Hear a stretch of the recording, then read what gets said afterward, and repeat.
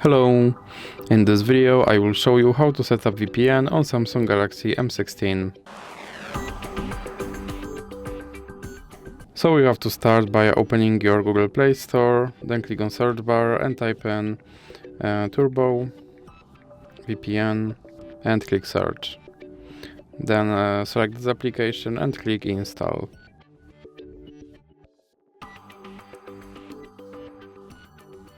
Now you can click open and then click agree and continue.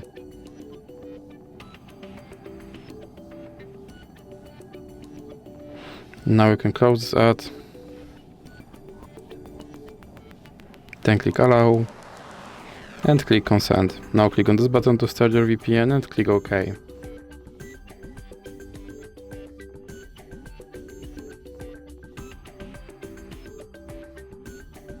Now you can close this ad, and as you can see I'm connected to VPN in Netherlands.